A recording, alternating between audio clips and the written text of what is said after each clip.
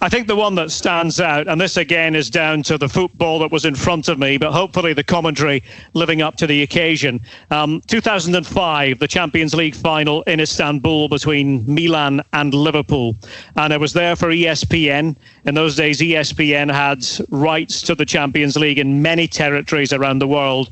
And again, I was lucky enough to be in the right place at the right time. I commentated on all the Champions League finals in that period from around 2003 until 2009, until ESPN lost the rights in the USA to Fox and in other territories to other broadcasters. But to have a script like that, 3-0 to Milan. Milan at the time, the class of Europe. Liverpool were the plucky underdogs. And I genuinely at half-time was checking my notes to make sure I had in my head what the biggest margin of victory was in a European final up until that point.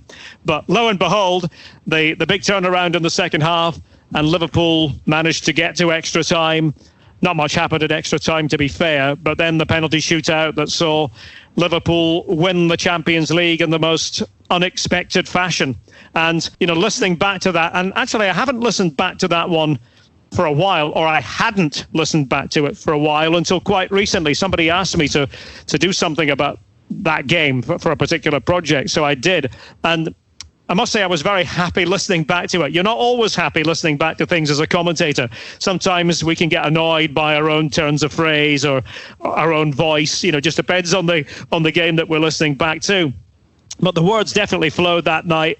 And, even listening now, and it had been a while since my previous, taking in of that particular final. But even listening now, the words surprised me. There were things I said in commentary that I actually don't even remember saying.